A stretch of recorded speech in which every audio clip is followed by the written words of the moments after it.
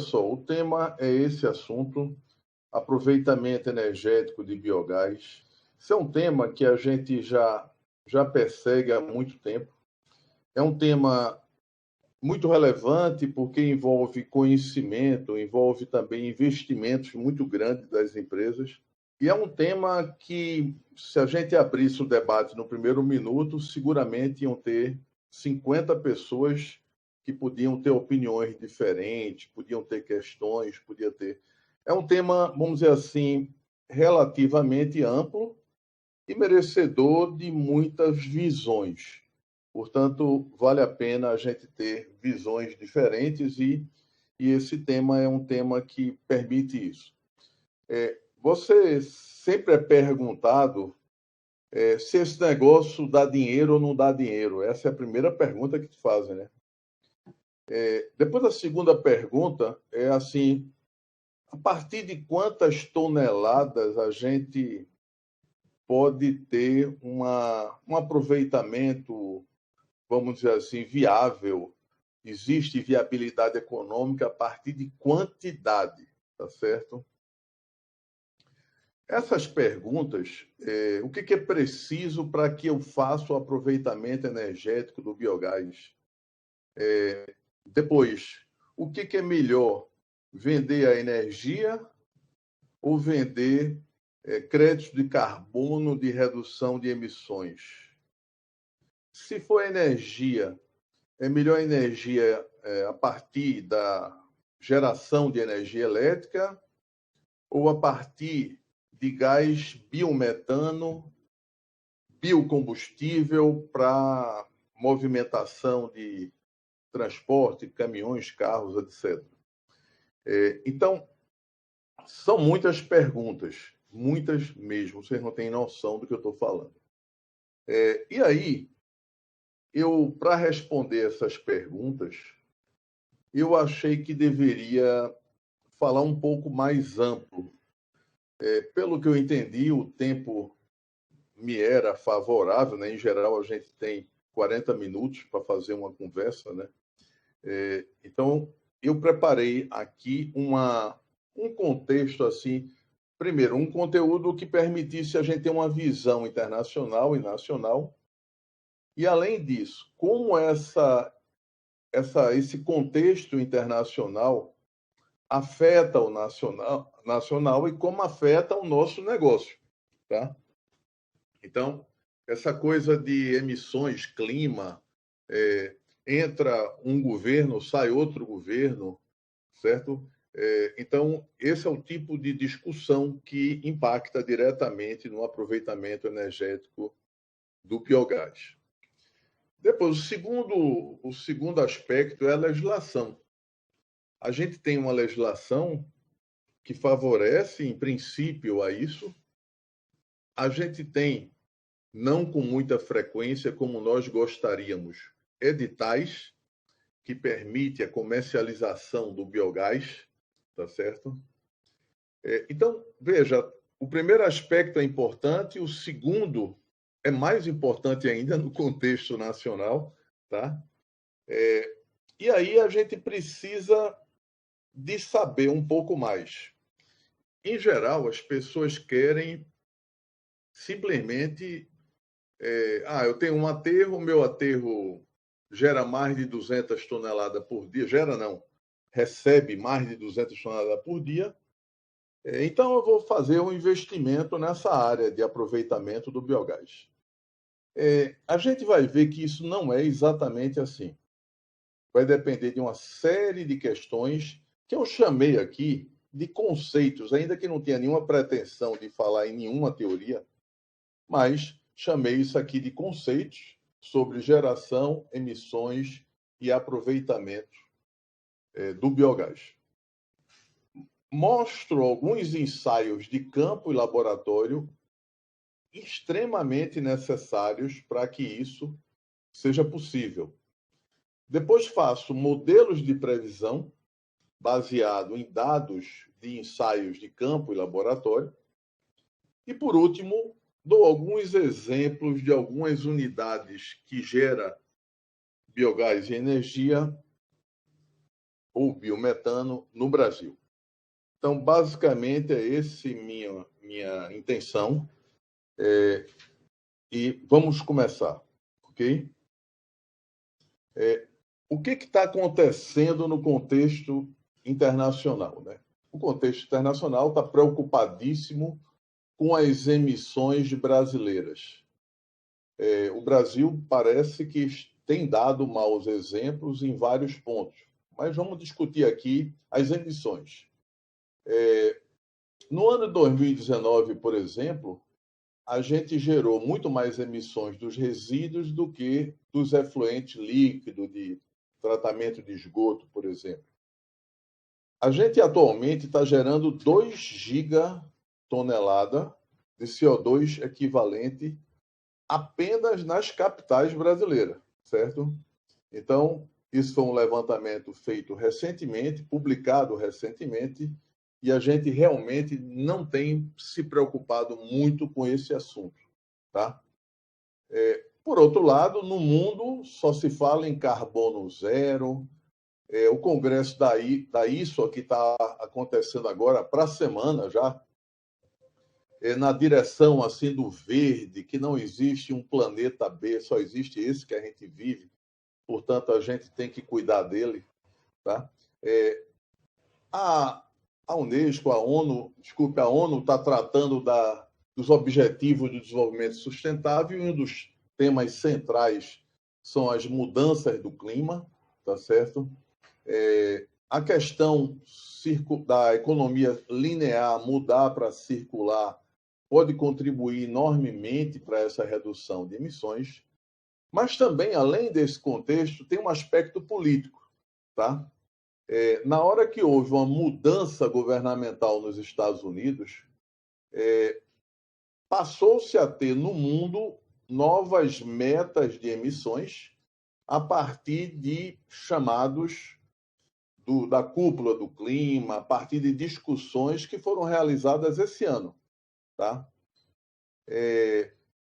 Isso fez com que o mercado de créditos de carbono, né, o mercado global de créditos de carbono, saísse de $5,46 por tonelada de CO2 para 28, praticamente, $28 por tonelada de CO2. Então, a bolsa de CO2, de crédito de carbono, de toneladas que você deixa de emitir, passou a ter um grande valor. Então, a gente multiplicou por quase 6, precisamente 5 vezes, a quantidade de recursos que eu posso obter com reduções de emissões. E os países passaram a ter... Então, a Casa Branca assume o compromisso de reduzir de 50% a 52% os níveis de emissões a partir de, considerando 2005 como referência, até o final dessa década.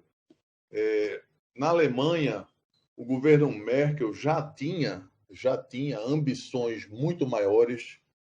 Até 2030, a Alemanha tem uma redução de 65% das emissões.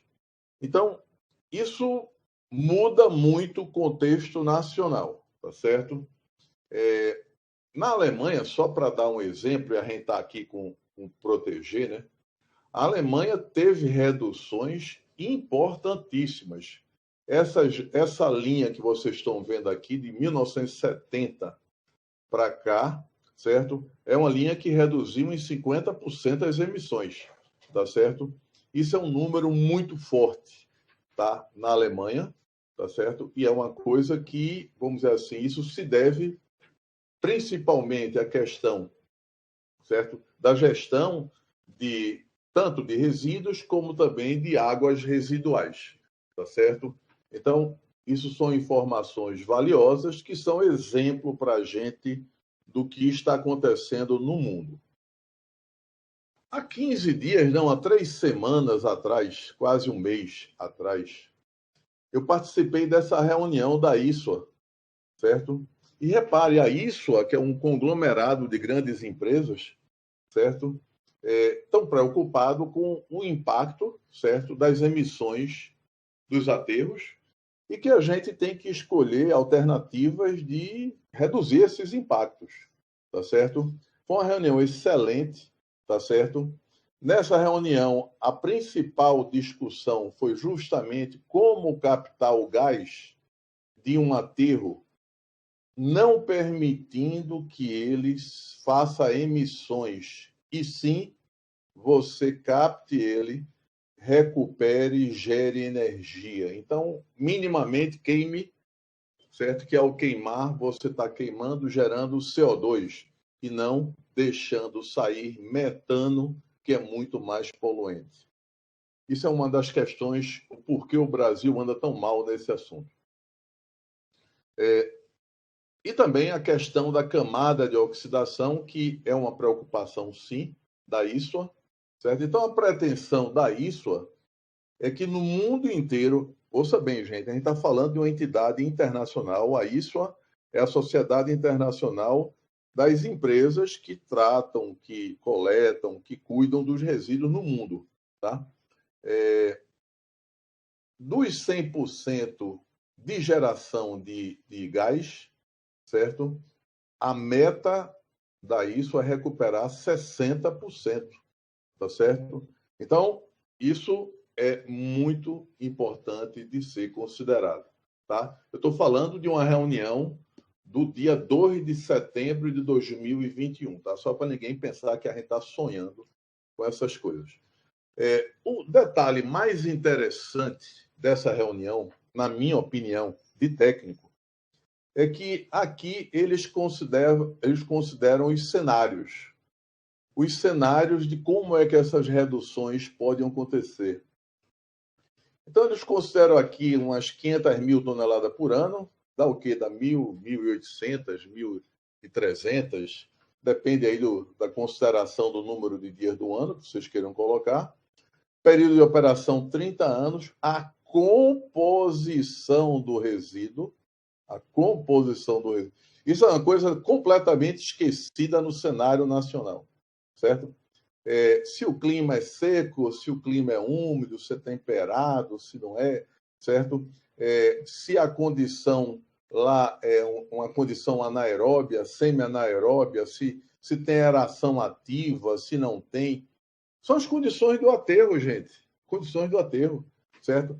Aqui os coeficientes, a taxa de degradação, veja, cinética, lembra?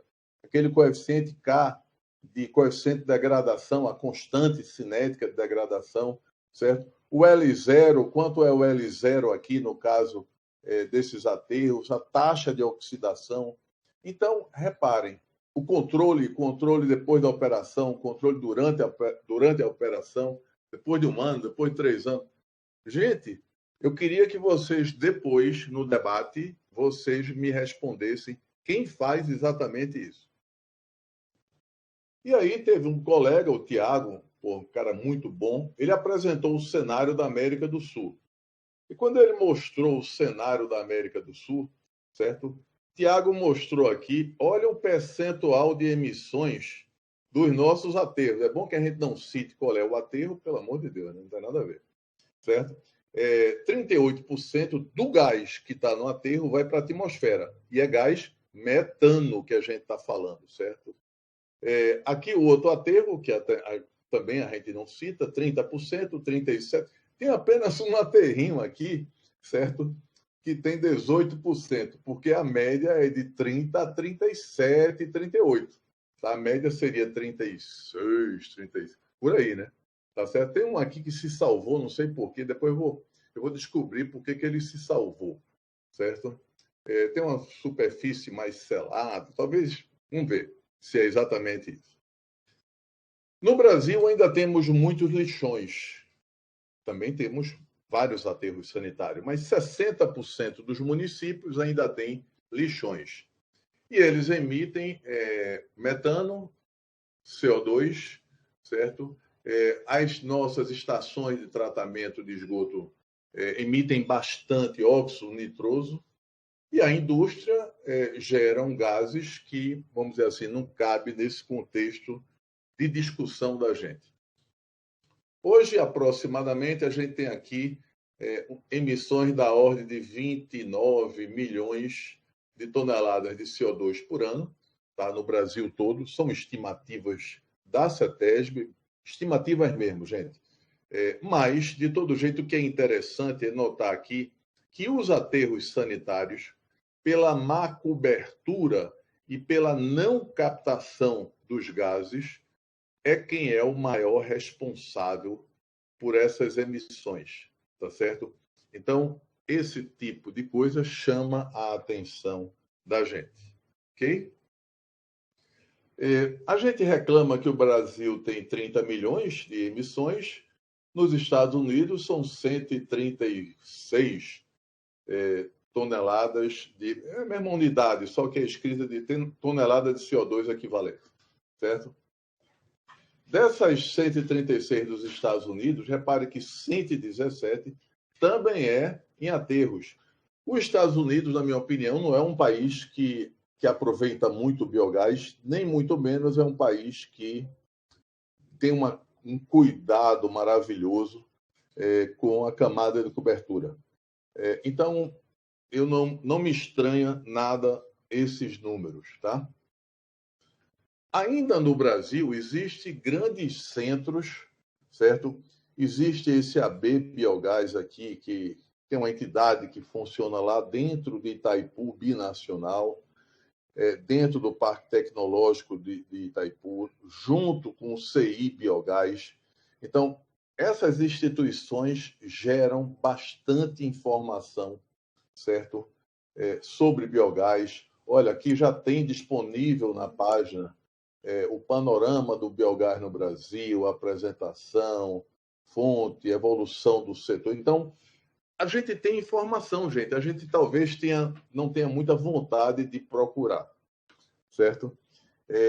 A geração de resíduos no Brasil chega a ser 215 mil toneladas por dia. Isso daí cerca de 80 milhões por ano. Na Alemanha, por exemplo, a gente tem um valor muito menor do que isso.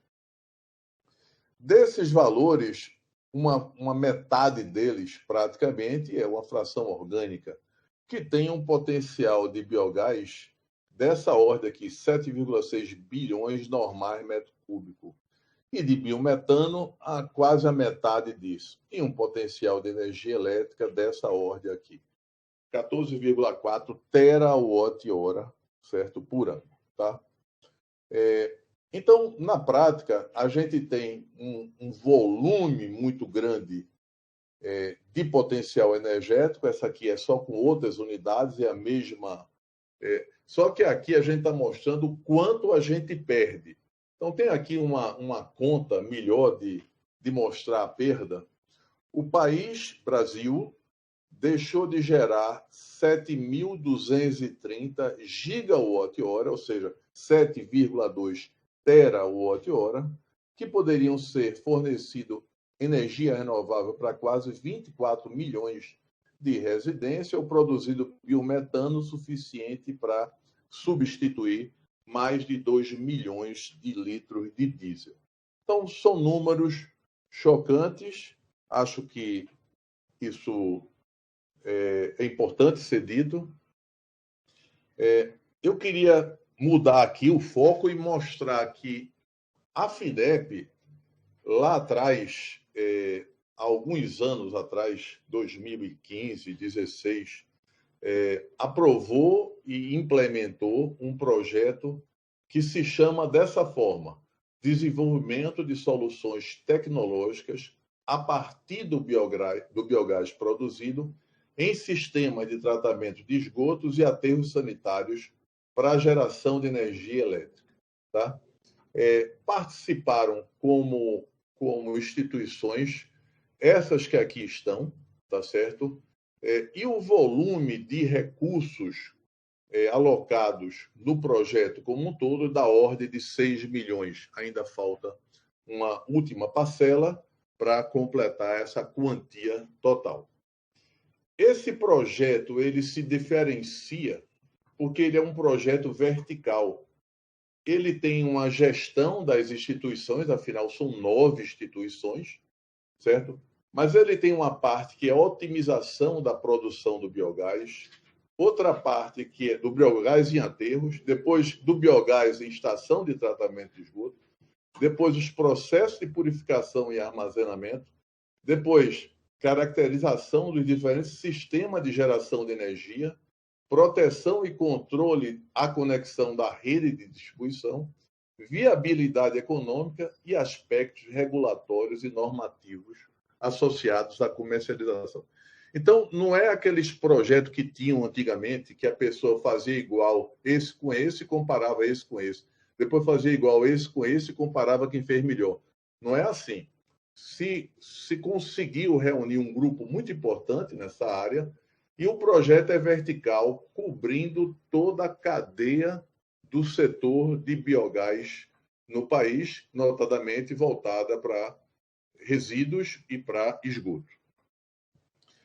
Tivemos alguns resultados importantes na área de camada de cobertura, plantas piloto de geração de biogás, isso foi feito aqui em Pernambuco, vários ensaios de laboratório para a questão de unidades de tratamento de esgoto, escala real em dimensões de tratamento, vamos dizer, em escala de tamanho real, certo? E também fizemos um biodigestor em escala de laboratório, depois captação de gás em escala de campo. Então, várias universidades, que a maioria delas fazem parte do Proteger. Depois, lá na UniOeste, nos preocupamos com um gerador, com um motor que iria gerar energia, tá certo? Ou seja, na busca de um motor de maior rendimento energético, os motores atuais que a gente usa, os motores comuns, adaptados, eles têm baixa eficiência energética, então são motores que se busca com uma pequena quantidade de gás gerar mais energia. Então, é a eficiência energética que a gente está buscando. E aqui é um laboratório de modelagem e simulação de sistemas elétricos, tá certo? Aqui o pessoal da FINEP inaugurando a unidade. Então, aqui é um laboratório de simulação, gente. Então, isso foi na UFMS, Mato Grosso do Sul, e um emulador para microturbina da UniOeste. Então, esse projeto, ele de fato procurou buscar os vários aspectos desse setor de biogás, certo? Na parte de comercialização de energia, foi feito um levantamento na época, com base na ANEEL, os preços da energia, como é que elas variavam em termos de leilão. Aqui tem a data 2016, 2020, está aqui. O setor de biomassa aqui ainda é pequenininho, tá certo? Houve aqui uma diminuição, até por conta de previsões de outras energias, tá certo? Ninguém sabe se isso se verifica ou não, tá certo? E, no fim, esse projeto da FINEP está sendo publicado muito proximamente um livro, o livro da Rede Biogás, que tem esses capítulos que aqui estão, e foi produzido nessas academias, nessas instituições de ensino e pesquisa, vários pós-doutorandos, tese de doutorado, dissertações, iniciação científica, trabalho de conclusão, resumos. Olha quantos trabalhos em periódicos, gente. Então, na prática, 2 patentes. Então, na prática, esse é um projeto que vai valer a pena divulgar bastante. É um projeto que vocês vão ter oportunidade de ver os resultados. Várias dessas coisas já foram publicadas, mas o livro ele condensa de uma forma bem prática os resultados do que foi feito. Bom, eu estou entrando aqui agora em legislação. Eu realmente não acho que isso seja um ponto principal, mas eu acho que ele tem que ser colocado, porque sem ele a gente não vai a canto nenhum. Então, os aspectos regulatórios e normativos associados à comercialização da energia produzida por geração distribuída, que é o mercado que a gente atua, certo? Então, existe um arcabouço legal, não vou ler isso, certo? Existem normas técnicas, a ANEEL, o Ministério de Minas e Energia, etc., tá?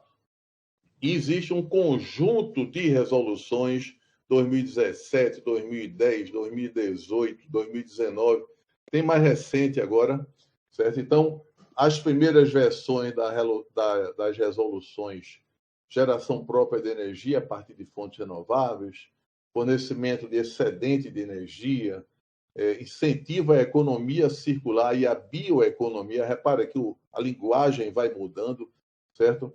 Depois começa a se falar em geração compartilhada, certo? Depois, conexão com usinas pelas distribuidoras, tá certo? E, mais recentemente, em 2021, um aperfeiçoamento da Resolução 482, certo? Que, inclusive, ainda está em discussão, algumas pessoas criticam, outras concordam, e por aí vai, certo?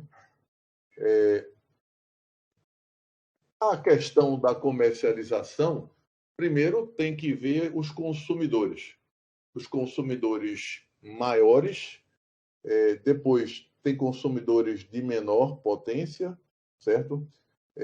E também estabelecer um mercado competitivo, que tem sido feito através de leilões, tá certo? Então, essa discussão do aproveitamento da energia, ela também passa para pequenas centrais hidrelétricas, eólica, a cogeração qualificada e a biomassa que a gente se insere.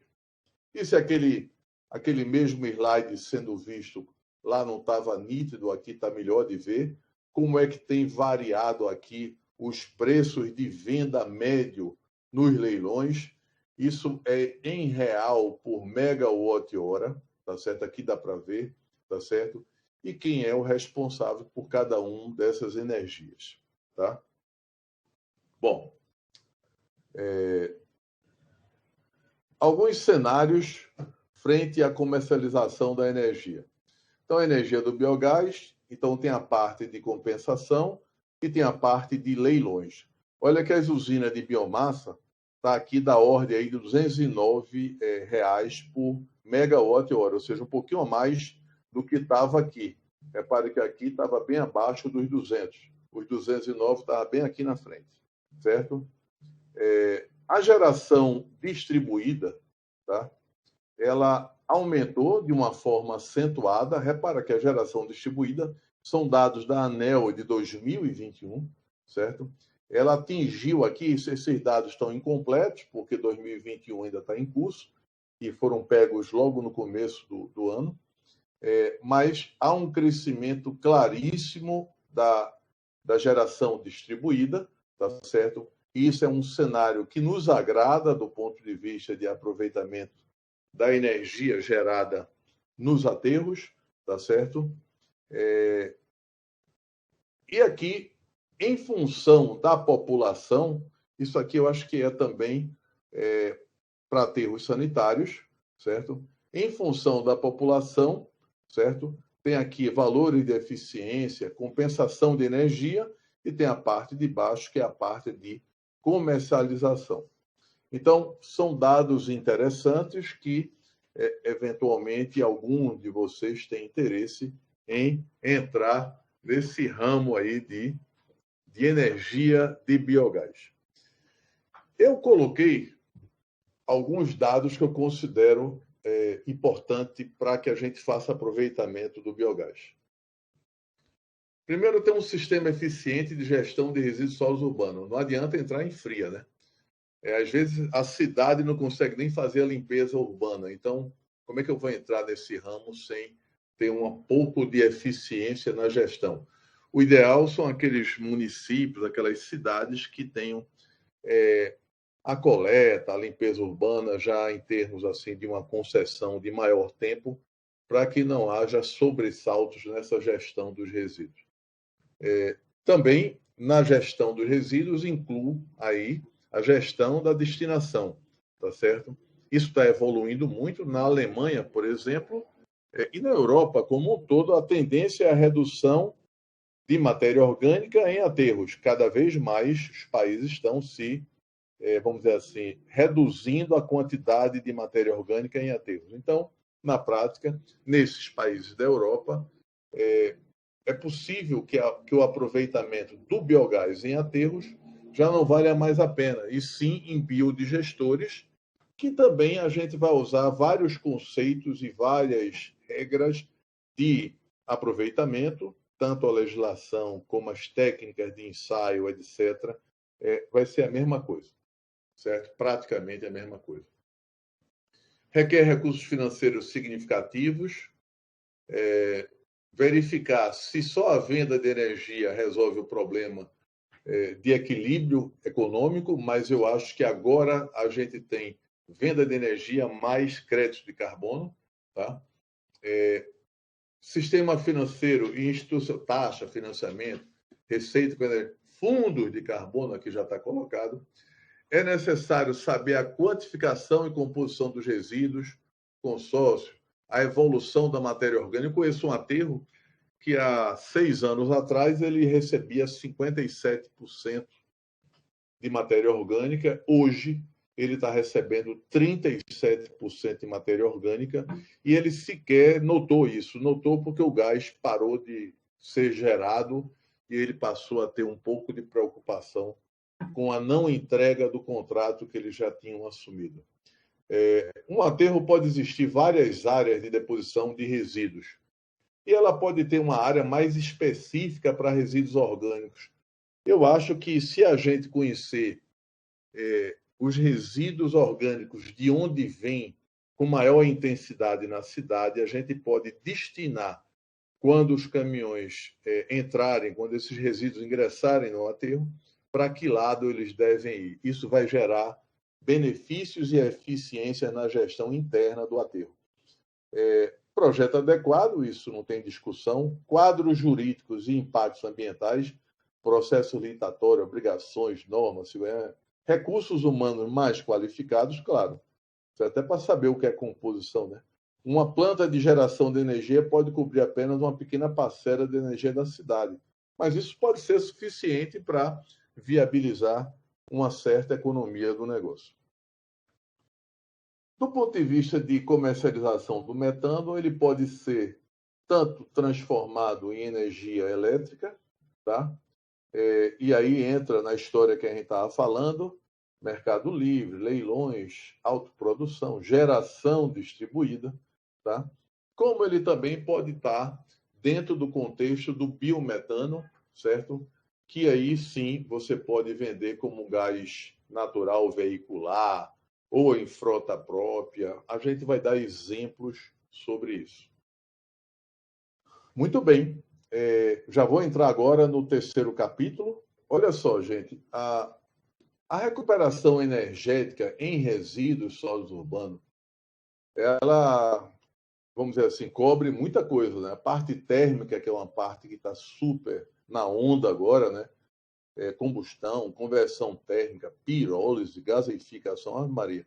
É um mundo de coisa, né? Está aqui o CDR, queima total de massa, ou co-tratamento, co-digestão, co-processamento de energia, coprocessamento, gaseificação, arco de plasma, com alta temperatura. A gente está por aqui. A gente está aqui na compostagem anaeróbia, ou seja, na digestão anaeróbia, que estão nossos aterros. Tá? Ainda existe o tratamento químico dos resíduos por hidrólise, uma despolimerização catalítica, outras. De todo jeito, existe aqui recuperação de energia convertida em eletricidade, gás combustível, combustível líquido, etc. Tá? A gente precisa compreender bem um aterro, porque o aterro ele é meio assim, né? Meio cheio de coisinhas, né? Tem a matéria orgânica, tem a atividade microbiana, tem aspectos bioquímicos, tem aspectos físicos. Então, para a gente fazer um bom aproveitamento de biogás, é preciso a gente compreender o aterro, tá? Esse aterro, ele, em geral, é uma massa. As pessoas dizem que o lixo é tudo igual em todo canto. A gente vai ver que não é assim. O lixo não tem nada de igual e nem é em todo canto, certo? Então, a composição dos resíduos e assim, as frações que nele existem define a atividade microbiana, define como vai ser gerado o gás ou o biogás e os lixiviados, ou no caso o chorume, é gerado, depois se mistura com água de chuva e gera o lixiviado. Depois a gente tem a captação e drenagem dos gases e, por fim, a gente tem o aproveitamento energético. Então, a primeira coisa é saber se existe atividade microbiana, se os micro-organismos estão trabalhando, estão felizes, estão se multiplicando, e se existe matéria orgânica para eles decomporem, transformarem essa matéria orgânica em gás, em lixiviado, em chorume, no caso é chorume e gás, certo? Depois a gente precisa saber como é que a gente vai tirar isso aqui de dentro, através de um sistema de drenagem de gases, e depois tirar do gás aqui de dentro, fazer o aproveitamento dele. Então, é uma história longa, né? Realmente, pelo amor de Deus. 1 tonelada de resíduos, a depender da composição que essa uma... Eu vou voltar a essa 1 tonelada daqui a pouco. Que essa 1 tonelada tem, ela vai gerar 0,25 tonelada de emissões de gases e ainda vão ficar aqui 0,75 tonelada de resíduos aqui no aterro. Isso corresponde a um volume aproximado aí de 0,9 metros cúbicos. Portanto, eu já sei quanto 1 tonelada vai permanecer aqui ao longo do tempo, aproximadamente. Isso depende dessa fração orgânica biodegradável. Eu coloquei aqui 30%, certo? Claro que você pode colocar 60%, se for o seu caso, ou 40%, ou 50%, certo? Também coloquei aqui uma umidade média em função da precipitação. Coloquei um poder calorífico. Então, um aterro tem uma produção de gás aqui, para esse caso, 185 metros cúbicos de gás, de biogás, por tonelada. Tá certo? O percentual em volume, nesse caso específico, foi 58% de metano, que é o gás que gera energia, e 42% de CO2. Assim foi. O poder calorífico aqui está em quilojoule ou em quilocaloria, tanto faz, e a densidade do biogás é 1,2 kg por metro cúbico. Tá? O rendimento da captação do gás é 50% do que ele gera, e o rendimento energético para transformar esse gás em energia é 24%. Repare, gente, que isso é uma perda atrás da outra, né? E não é por acaso que muitas vezes é melhor, no próprio aterro, você separar os resíduos mais orgânicos e colocar num biodigestor, certo? E os resíduos menos orgânicos no aterro. Mas são coisas de decisões locais. Naturalmente que tudo isso tem um custo e tem que fazer uma quantificação, tá certo? O aterro, na verdade, é um bioreator. Nele entra água, chuva, infiltração, etc. Entra os rejeitos, entra os resíduos como um todo. No Brasil, a palavra rejeito é igual a resíduo, infelizmente. Entra o ar e sai gás. O gás metano, dióxido de carbono, gás sulfídrico, eventualmente, e sai lixiviado. E, naturalmente, que isso existe um balanço de massa, o que entra com o que sai, e a diferença entre o que entra e o que sai ao longo do tempo e ainda o que degrada, que se transforma em gás, certo? Significa um acúmulo de resíduos. Eu estou dizendo de diferentes formas as mesmas coisas. Ou seja, entra uma parte, sai outra, e o que fica é a diferença disso, menos o que degrada. O que degrada é o que nos interessa, que é a geração do biogás a partir da decomposição da matéria orgânica. Se eu fosse colocar esse balanço de massa aqui, considerasse aqui os resíduos Resíduo doméstico, por exemplo, estou colocando só o doméstico aqui para não complicar a vida da gente. Então, eu tenho uma fração degradável, que eu estou chamando aqui de SS, e uma fração estável, que pode ser areia, pedra, pode ser lata, pode ser plástico, pode ser várias coisas, certo? Então, a fração degradável, só essa separação aqui, gente, na entrada do aterro, me define um monte de coisa. Vocês estão notando, né? Vai me definir realmente se o gás gerado vai ser muito ou pouco, o que eu vou poder tirar para tratamento de gás em normais metros cúbicos por ano, o que vai sofrer de migração esse gás, certo? Se a camada de cobertura não for muito boa. E eu ainda tenho aqui o carbono orgânico total, tá certo? Por tonelada nos resíduos, certo? Então, essas frações são fundamentais. Aqui existe para cada material, para cada substância presente nos resíduos, certo? Aqui tem diferentes tipos de resíduos, mas tem uma taxa de fração, de degradação desses resíduos. A gente vai ver isso já já. Isso é uma equação de balanço de massa, não interessa agora, tá? Depois a gente pode voltar se alguém tiver interesse. E isso envolve análise de ciclo de vida, tá certo?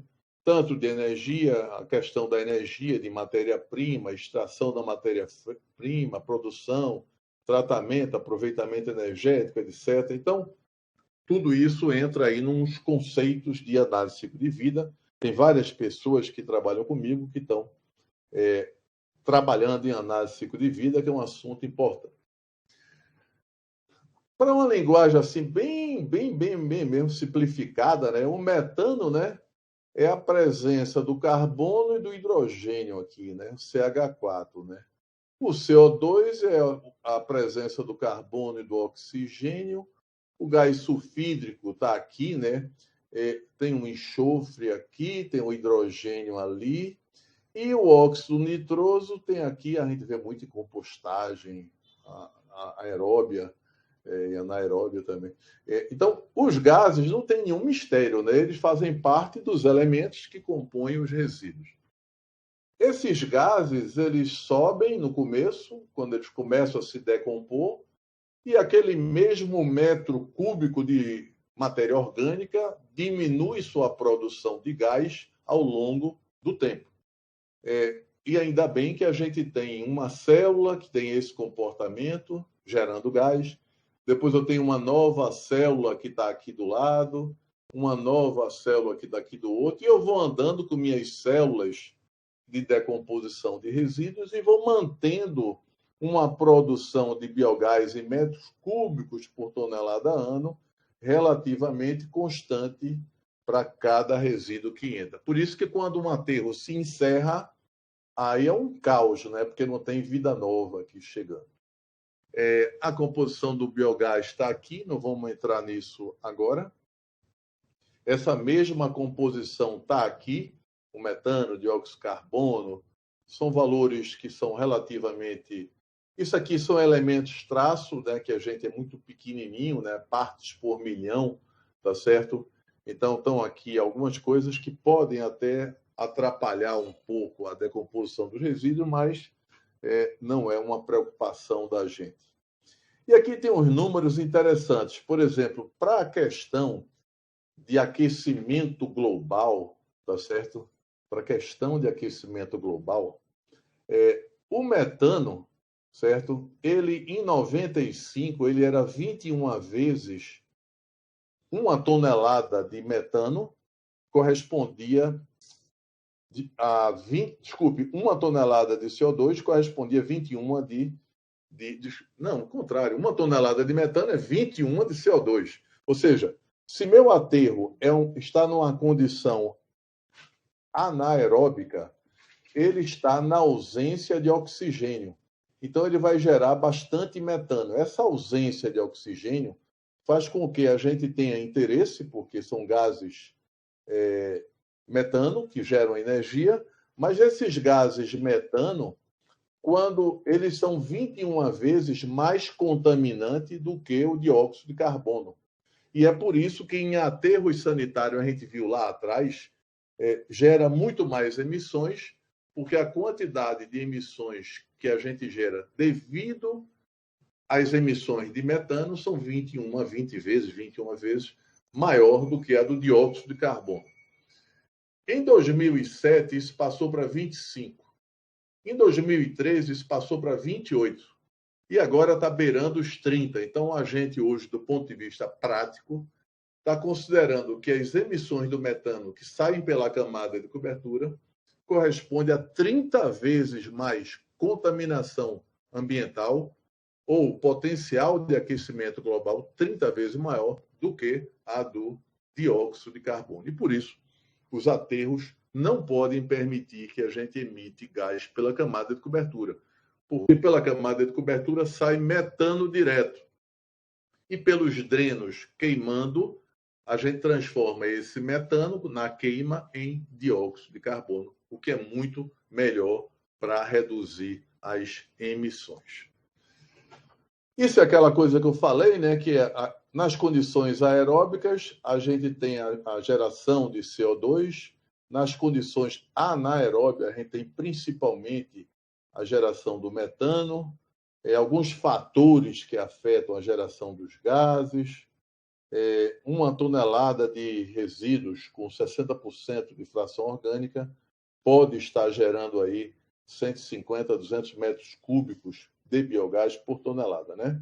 Então, aquela conta lá atrás que eu fiz foi 180, ficava aí no meio aqui. Isso só é possível a gente definir bem através de ensaio de potencial bioquímico de metano. Esse ensaio te permite quantificar em escala de laboratório esses valores. Então, eu queria mostrar alguns ensaios aqui para vocês. A gente desenvolveu, ao longo desse tempinho que Ana Girlane falou, algumas técnicas para produção, redução, etc. Ou seja, isso é o nosso programa de P&D, Pesquisa e Desenvolvimento do Grupo. Tá? Então, a gente tem desde a parte de biodigestão, ensaios, em escalas intermediárias, em escala de campo, camadas de cobertura, a gente agora está trabalhando muito camadas oxidativas, simulação numérica, então, é uma parte importante do grupo, não sou eu que faço, mas é uma parte importantíssima. Avaliação do aproveitamento do biogás, tanto num biodigestor quanto no aterro sanitário, a gente tem 2 escalas de campo nisso aqui, certo? E a gestão dos resíduos sólidos urbanos, que a gente também, uma das preocupações grandes são os cenários de rotas tecnológicas, alternativa no tratamento de resíduos, emissões, estudo de viabilidade. Então, isso é o nosso plano de P&D que a gente vem trabalhando ao longo desse tempo. E ele começa na caracterização dos resíduos. É muito importante eu saber as propriedades dos resíduos, porque aqui eu vou ter o potencial de biodegradação, eu vou ter poder calorífico, eu vou ter a fração orgânica correta, a densidade, a composição, propriedades, etc., a atividade microbiana, se são patógenos, se tiver, vamos dizer assim, metais pesado, não vai existir degradação, porque os micro-organismos não sobrevivem a metais pesados. Em suma, a gente no Brasil inteiro é muito difícil que o que entra no aterro a gente saiba se entrou recicláveis, se entrou orgânicos, se entrou rejeitos. Quanto mais saber tudo isso. Tá? Então, isso é uma coisa que não está acontecendo como deveria. E por isso, muitas vezes, as pessoas investem. Houve várias experiências no Brasil. Eu me lembro de um aterro até no Rio de Janeiro, que foi feito um investimento gigantesco para aproveitamento do biometano na Reduc. E depois de alguns poucos anos do investimento fantástico, descobriu-se que o gás acabou. Gente, como é que se investe muitos milhões, e depois descobre que, eita, rapaz, o gás acabou. Gente, que é isso, pelo amor de Deus? Certo? Bom, isso é uma composição gravimétrica que a gente fez recentemente no aterro de Brasília.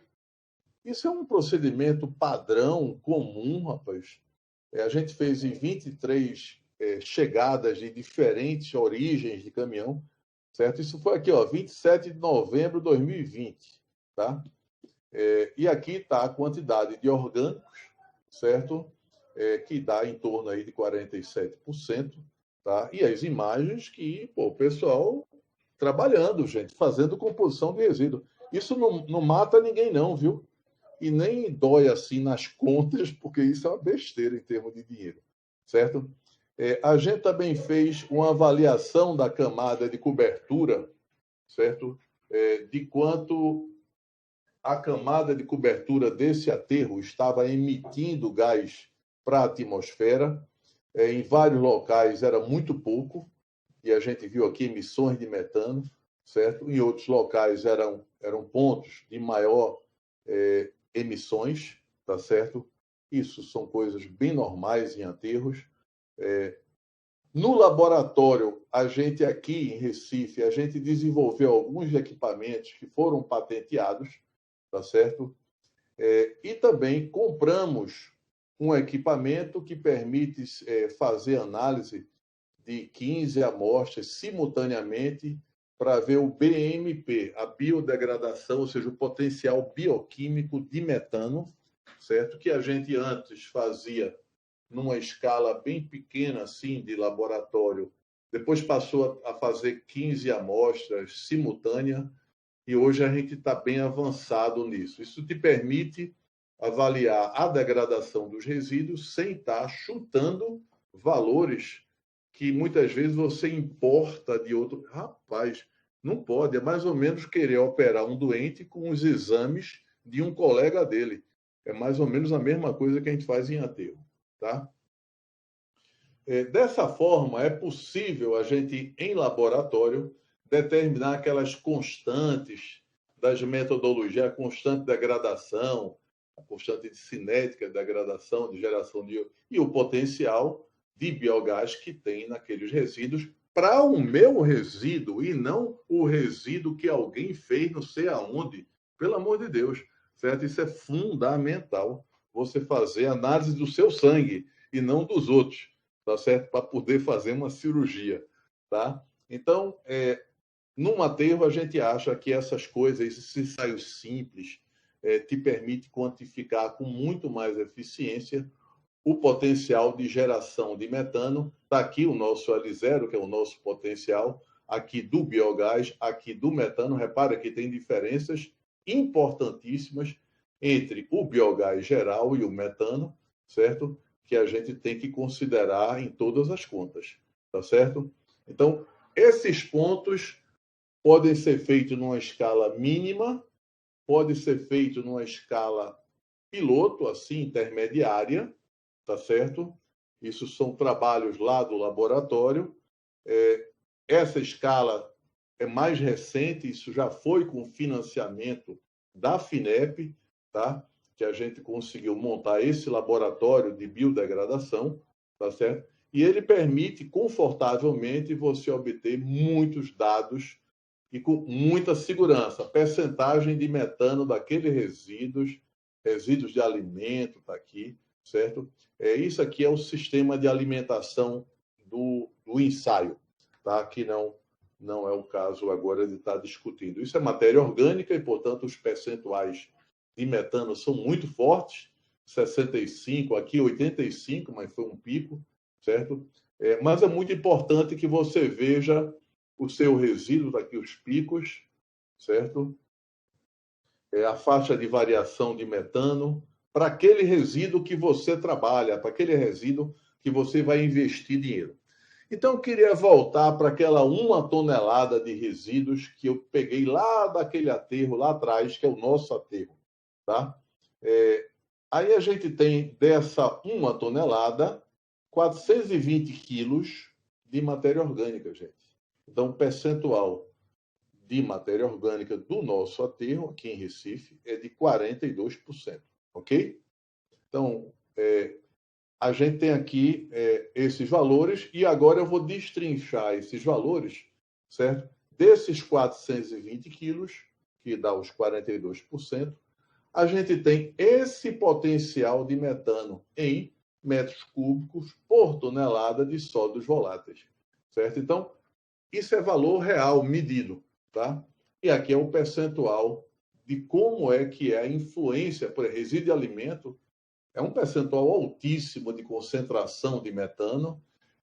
Já o resíduo da laranja acompanha, maracujá. Repare, isso tudo a gente tem feito com frequência porque o mercado está cada vez mais exigente, a competição está muito grande e as pessoas não podem perder dinheiro por desconhecimento, por ignorância. Não é possível mais ocorrer isso. Então, se você tem a taxa de biodegradação e a geração de metano por tipo de alimento, tá?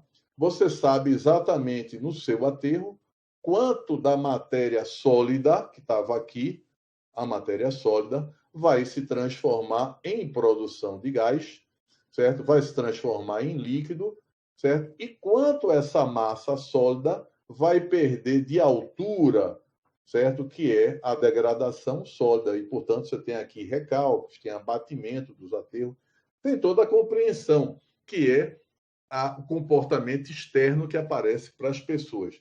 E ainda tem uma relação que é muito usada na literatura internacional. Esse é o pessoal da China que trabalha bastante nessa área, certo? Um aterro novo, né, com poucos meses de... Ele tem uma relação celulose-lignina maior do que 2, maior do que 2,5, certo? Com o tempo, depois de um ano, essa relação já cai, certo? Para aproximadamente 1, certo? Aqui, depois de 2 anos, ela cai para 0,8, e quando chega aqui, certo? Ela já não vale mais nada. Então, gente, o que eu vou fazer num aterro? Chegar para mim, olha, vamos construir aqui um sistema de coleta de gás para... Ou então vamos botar aqui uma captação de gás para vender energia. Tu faz essa relação simples desse jeito e tu vai ver que já está aqui em 0,5, 0,4. Pelo amor de Deus, gente, não vamos gastar dinheiro com besteira, não. Tá certo? É mais ou menos fazer reciclagem de materiais que não tem mercado. É realmente dar tiro no pé, né? Bom, a experiência do grupo da gente em termos de biogás no Brasil foi a seguinte.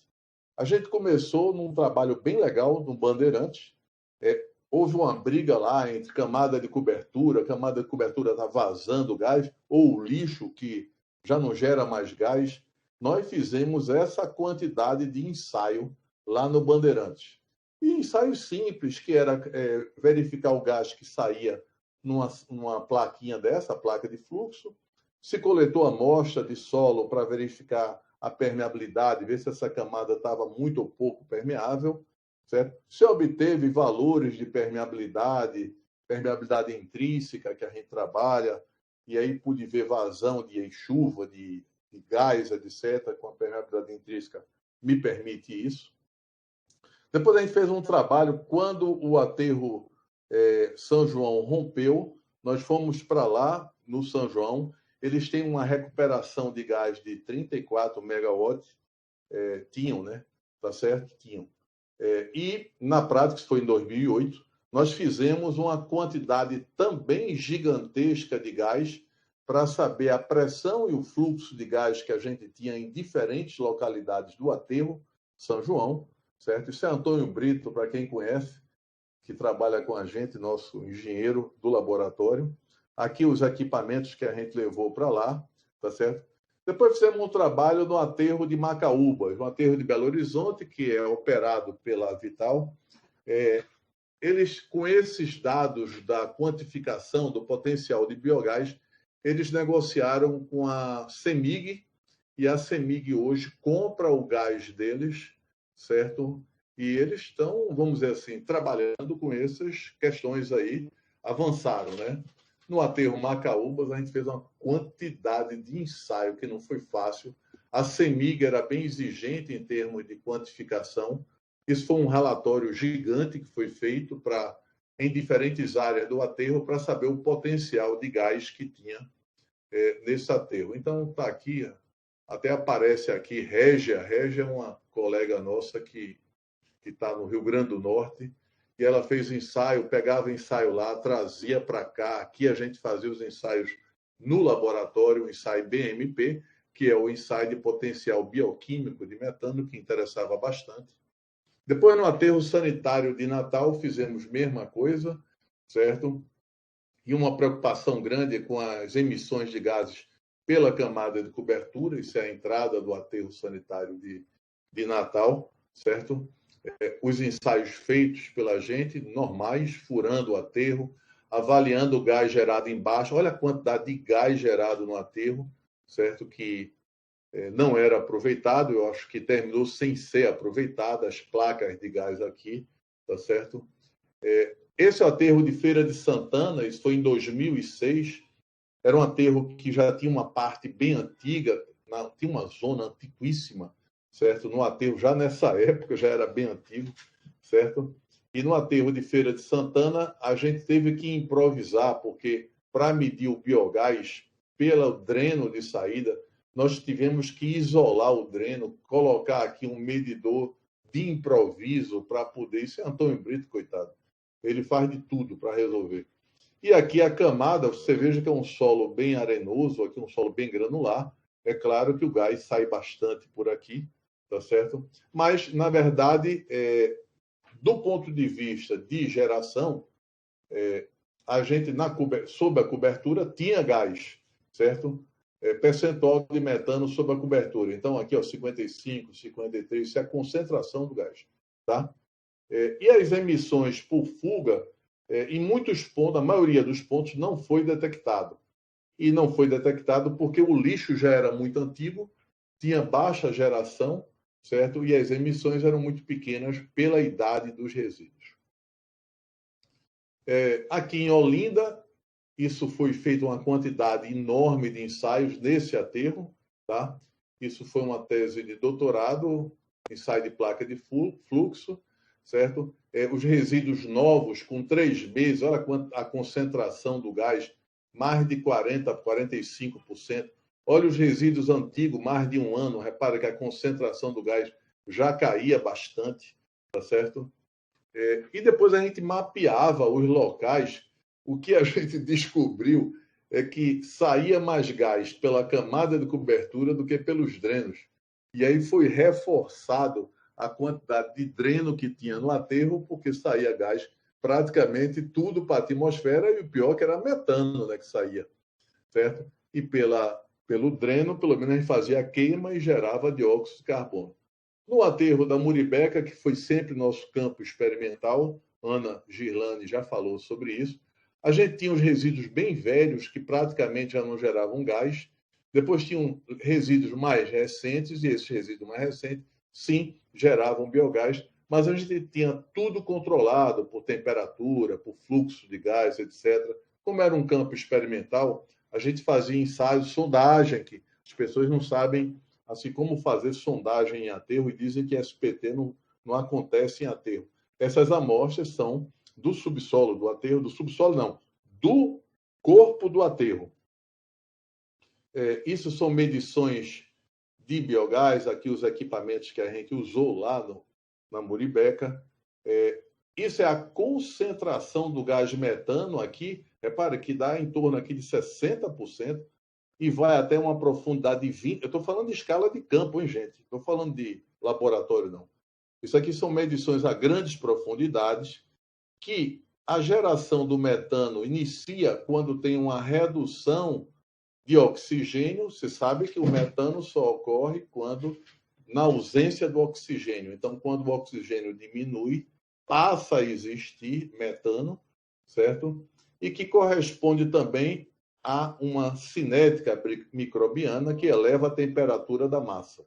Então, repare que a curva de metano é uma curva que acompanha a temperatura dos resíduos. E aqui, em menor escala, né, a geração do dióxido de carbono. Isso tudo em escala de campo. Lá embaixo, o oxigênio não existe, tá certo? Graças a Deus, certo? E a gente também fazia a contagem de micro-organismos. Tinha um pessoal da área de microbiologia que fazia a contagem de micro-organismos para a gente. Isso era a camada de cobertura, que permitia muito fluxo de gás ainda, tá? E a gente tinha pressões, assim, não muito normais, assim, na superfície. de 2,5 kPa, certo? Uma pressão relativamente alta. E, por último, a gente fez uma célula experimental. Essa célula experimental foi financiada pela ANEEL, certo? Foi muito legal a gente ter feito isso. A gente gerou muita informação, desde a qualidade dos resíduos que entravam nos veículos coletores, até os resíduos do enchimento da célula, para ver se batia um com o outro, tá certo? E classificava os resíduos em função da degradação e também fazia a caracterização química, pH, carboidratos, proteína, lipídio, lignina, que atrapalha todo mundo. Então, a gente tinha realmente um controle bem legal dessa célula, também do poder calorífico dos resíduos, teor de umidade dos resíduos, de cada um dos resíduos. Tá certo? Depois foi feito o ensaio de laboratório, aqueles que vocês já viram, certo?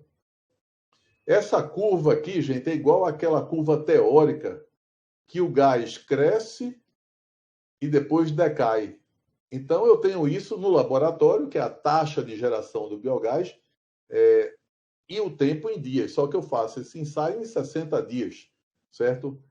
Na vida de um aterro, isso pode durar 20 anos, certo? Então, esse ensaio sendo feito em escala de laboratório me permite uma previsão muito boa da taxa de geração, do potencial de biogás, tá certo? Que é gerado nesse aterro. E depois, no campo, a gente faz a avaliação das emissões dos gases.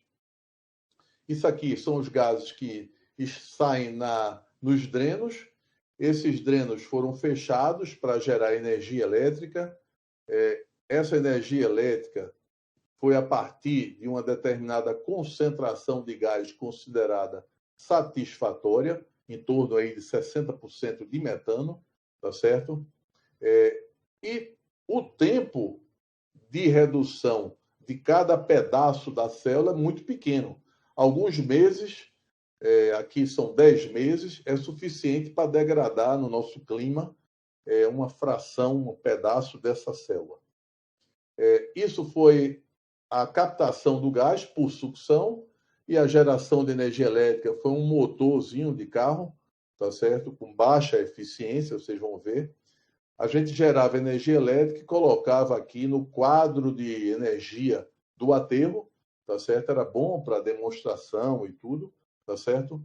E a eficiência era muito baixa, certo? Em geral, era em torno aí de 35% e atingiu, por acaso, alguns valores aí maiores, mas o normal era 35%, 37% de eficiência. Entre a escala do ensaio BMP, que é bem pequena, um reator piloto, que é aquele intermediário, e um aterro experimental, é uma escala muito diferente. Um é um ensaio de 250 ml de volume de material, outro é de 150 litros e o outro é de 62 mil metros cúbicos. Então, essas escalas têm respostas diferentes e a gente ficou preocupado com essas correlações para poder adaptar isso à realidade através de um modelo numérico. Os modelos de previsão de biogás são muitos, todo mundo fala desses modelos, o IPCC disso, daquilo, o modelo estequiométrico, etc. Então, existe na literatura uma quantidade gigantesca de modelos, certo? Existem modelos de alguns autores famosos, certo? Que a gente até utilizou no Brasil, mas a maior parte dos modelos usa o IPCC, que é o órgão regulador, tá certo? Repare que quando você vem com um aterro e você não faz a cobertura, você está gerando ainda pouco gás em metros cúbicos por hora. Quando você coloca a camada de cobertura, isso dá um salto, tá certo? Em termos de recuperação de biogás. Então, faz uma grande diferença para nós a instalação da camada de cobertura e isso altera a concepção de um projeto de aterro energético. Esse modelo de Tabazaran certo? Foi utilizado no aterro da Bandeirantes. A gente tem muitos dados do aterro Bandeirantes, foi fornecido gentilmente pelo pessoal do aterro, certo? O IPCC, ele considera, vamos dizer, o carbono orgânico degradável e considera, assim, as taxas a cinética que a gente tem falado, e a gente realmente tem usado muito o IPCC, certo?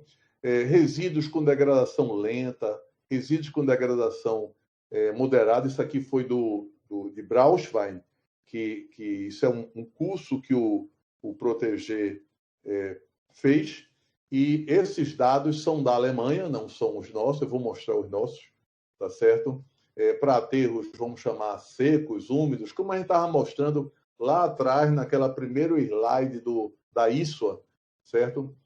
Para condições de chuva abaixo de 1.000 milímetros por ano, para condição de chuvas piores ainda. Então, a gente tem diferentes tipos, tanto para a constante de degradação, a cinética, quanto para o potencial de geração de biogás, tá certo? A cobertura também é um elemento importante no cálculo, porque a eficiência da coleta de resíduos tem a ver com o que a gente perde com a cobertura. Então, uma área sem coleta, você então não tem nenhum tipo de eficiência. Uma área com coleta, vamos dizer, diária, e com cobertura diária e com coleta, você tem aí já um default aí de 60% de eficiência. Uma área que você tem a camada intermediária e tem uma coleta ativa, você aumenta essa coleta de biogás. E uma área que você tem uma cobertura artificial para garantir que o gás não saia, isso aqui é uma discussão muito boa, porque eu, particularmente, já fiz um bom debate sobre isso. Você deixa de emitir quando você tem uma cobertura artificial com geomembrana. Por outro lado, você impede o ingresso da água de chuva. E ao impedir o ingresso da água de chuva, você diminui a atividade microbiana, e eu não acredito nessa eficiência de coleta. De todo jeito, o carbono orgânico degradável varia de material para material, tá certo? Então, existe aqui um valor chamado default, né? Um valor médio aí que a gente utiliza, certo? Para quando a gente não pode medir, como nós fazemos no nosso laboratório. E aqui estão as fases de eficiência na captação do metano, que ele é muito forte no começo da operação. Depois que o aterro se encerra, você ainda tem alguns anos, certo? Com geração de biogás, talvez até 10 anos a gente tenha, depende do aterro, e a partir disso, né, já fica mais difícil. Chega no momento que praticamente já não tem nenhuma emissão a mais no aterro. Isso é da literatura, e é um dado que a gente usa bastante. Esses são os dados de L0 e de K que a gente trabalha, tá certo? Então, são dados que não são exatamente iguais ao que todo mundo trabalha, mas que são baseados nos nossos resíduos. Por isso que pode ter alguma diferença da literatura, tá certo? E a gente usa o modelo IPCC, sim, e ele corresponde bem aos dados experimentais. Como vocês podem ver aqui, os dados experimentais estão aqui, certo? E o IPCC é o que fica, ele e esse moduelo são os que ficam mais próximos dos dados experimentais. A gente acha também que a análise numérica por elementos finitos, certo, pode gerar excelentes resultados, que você pode simular a camada mais recente, pode simular a camada mais profunda. Então, você discretiza o aterro e simula diferentes condições que ele tenha. Simula também a camada de cobertura, ela ser permeável, ela ser impermeável, o gás só sair pelo dreno. Repara, faz uma grande diferença o gás sair só pelo dreno. E aqui não, o gás sai por onde ele quer. Então, realmente é uma loucura isso, tá certo? Então, esse tipo de coisa precisa ser melhor quantificada, e a gente pode medir a pressão interna do biogás, etc. a simulação numérica por elementos finitos, eu acho que é um caminho natural da gente. Por último, e para encerrar a nossa aula, certo? Aproveitamento energético do biogás, exemplos desse aproveitamento. Esse é um documento da EPA, que todo mundo tem acesso. Então, existe aqui o chamado tratamento primário, que faz a remoção da umidade. Depois, o tratamento secundário, que faz uma limpeza, faz uma remoção de impurezas, certo? E depois, um tratamento avançado, com a redução, com a remoção do CO2, tá certo? E aí você pode até usar quanto mais você avança no tratamento do biogás, mais você pode usar para fins mais nobres, tá? Então, a gente está falando de um gás purificado, que é denominado de biometano, tá certo? E você está falando de um gás que se queima ou de um gás que serve assim para... Isso aqui a gente não deu tempo hoje de falar de camada oxidativa de metano, mas esse gás mais refinado ele serve para combustível, que é uma coisa muito legal. Em função também da riqueza ou pobreza do gás, por exemplo, aqui esse gás aqui de baixo é um gás pobre, né? Ele tem menos de 25% da concentração do metano, por isso eu medi e mostrei para vocês ao longo de 20 metros de profundidade qual era a concentração do metano, que era dessa faixa aqui, acima de 60, por aí, em torno de 60, tá certo? Também o valor da capacidade, o poder calorífico do gás também é importantíssimo, né? E esse gás pobre, naturalmente, que ele tem muito baixo poder calorífico. A geração de eletricidade tem a ver com a combustão dos equipamentos, dos motores, tá certo? Tem as turbinas, tem as microturbinas. A gente tem uma fábrica aqui, que é a antiga Leonheimer, agora é a Heimer, que eles estão fabricando, não estão fabricando, eles têm turbina comum, mas estão trazendo microturbina importada da Califórnia.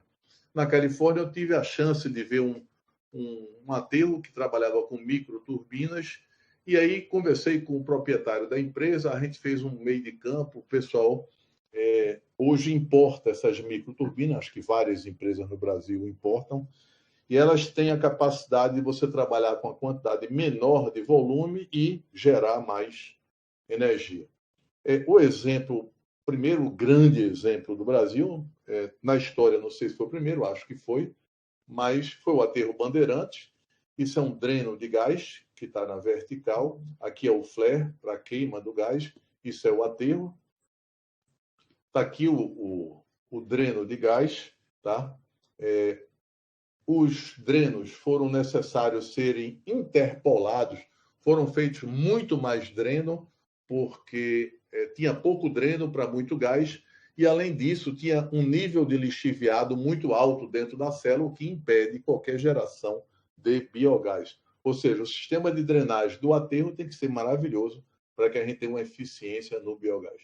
Então foram interpolados vários drenos de gás, certo? Aqui é uma rede de captação de gás, aqui é a central de captação, onde você faz a sucção do gás, e aqui a energia gerada aqui vai para uma subestação que está aqui, e daqui vai para a rede, aqui a rede de São Paulo, certo? Que recebe essa energia. Um detalhe do poço drenante, vou passando, porque isso é o dreno de gás lá da base. Esse dreno de gás grosseiro ele é substituído por um fechamento e um dreno mais fino, que eu posso ter um flare aqui em cima, e aqui eu tenho a captação direta do gás por sucção para a nossa central de geração de energia, quando, para isso, eu fecho esse resisto e puxo o gás por sucção para cá. Está aqui um detalhe maior, o detalhe de encerramento daquele dreno grosseiro, a colocação aqui de um dreno mais refinado, é a ponta dele, a cabeçote, o detalhe do cabeçote, aqui é para onde vai o gás, e aqui eu fecho ou abro em função. Se eu não for captar, eu vou queimar o gás e sai aqui por cima. Está aqui a captação do gás pela lateral e a queima por cima, certo? Aqui um antigo dreno, aqui já os novos drenos, as novas cabeçotes de coleta de gás, certo? Aqui todo o sistema de rede de captação, tubo coletor, parará, parará, certo? Isso é uma obra de engenharia civil, geotécnica, ambiental, tudo junto.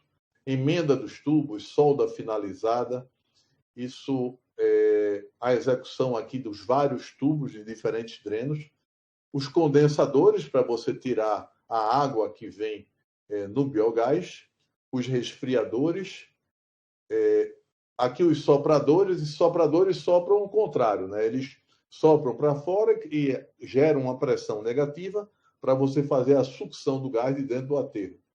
Área interna da usina, certo? Aqui aparece o soprador, aqui está o condensador que a gente mostrou, certo? E aqui está a usina de geração, que são motores, aqui no caso de São Paulo, foram motores Caterpillar, cada motor gerava tinha uma potência instalada de 1 megawatt, eram 22, tá certo? E essa era a unidade que era controlada, tinha um sistema de controle automático de geração de energia, certo? Essa é uma vista externa, isso é uma vista dessa unidade de geração de energia. E aí eu pulo aqui para Fortaleza, certo? Em Fortaleza tem uma empresa que capta o gás, ele tem uma produção aí de 100 mil normais metros cúbicos por dia, realmente não é pequena, uma produção muito grande numa segunda fase, depois de 2020, porque agora iniciaram um aterro novo, um segundo aterro completamente novo. Todo o gás é vendido para a Cegás, na injeção em gasoduto dessa concessionária, que é a Cegás. Créditos de carbono estão sendo gerados, possibilidade de geração de energia elétrica com excesso de biogás e aproveitamento do CO2. Então, essa geração de biogás corresponde a 20% do consumo de biogás no estado. Essa produção de metano é invejável, uma coisa assim bastante importante e muito audacioso o projeto. Foram construídos 250 novos poços de captação de biogás, portanto não é um investimento pequeno, e ainda mais 150 a construir, tá certo? Esse biogás era captado tanto por drenos horizontais como por drenos verticais, tá certo? Aqui estão os drenos verticais, tá certo? Que foram adicionados ao projeto. E aqui está as medidas. Olha aqui o metano, 56%, tá certo? CO2, 44% aproximadamente, CO, gás sulfídrico aqui em partes por milhão. É normal isso, gente, a gente fazer esse tipo de controle, né? Tá certo? E aqui o gás bruto, que tem essas características, ele é purificado, no caso do Ceará, e se transforma em biometano. Esse biometano é entregue na rede Cegás, certo, do Ceará, e o mercado veicular que é abastecido pela própria Cegás. Mercado industrial, shopping, mercado residencial, etc. Então, um investimento... Isso é a planta de purificação, aqui é o aterro de Calcaia. Isso é uma subestação para geração, para consumo interno de energia, isso não tem relevância. Acho que é o último caso aqui, o aterro de João Pessoa, que tem uma capacidade de receber 1.100 toneladas dia. Esse projeto foi da gente. O de São Paulo e o de Fortaleza não foi, certo? Esse aqui, ele captou biogás aqui o projeto Aterro. Ele tem aqui uma unidade de geração de energia elétrica. Aqui tem também os drenos verticais que foram colocados para a captação do biogás e fazer o controle da energia do biogás. Está aqui um sistema de sucção também é feito, captação de gás no aterro. Aqui um projetinho do aterro sanitário, da captação do gás. Eles aqui tinham muito interesse na queima, certo? e depois passaram a ter interesse na geração de energia elétrica para botar em rede, e agora estão com interesse na geração de biometano. A central de combustão de biogás, da queima, tá certo? Lembra que a queima centralizada já significa uma grande redução de emissões e que representa aquela diferença de 28 vezes ou 30 vezes que é a emissão do metano contra a emissão do CO2, certo? Isso são alguns casos no Brasil, certo? Isso foi levantado em 2019, está aqui o de João Pessoa, CTR Candeias também tem, CTR Pernambuco também tem, Petrolina Pernambuco também tem, Macaúbas, que eu já mostrei lá da CEMIG, Brasília não tem ainda, mas tem um projeto, certo? Portanto, não tem ainda. Rio de Janeiro tem, Dois Arcos tem, que é o mesmo projetista de Fortaleza, Bandeirantes, São Paulo, Caieiras. Então, estão aqui, repare que os investimentos não são pequenos, né? São investimentos bem legais, né? Certo? E praticamente era isso que eu tinha para contar para vocês.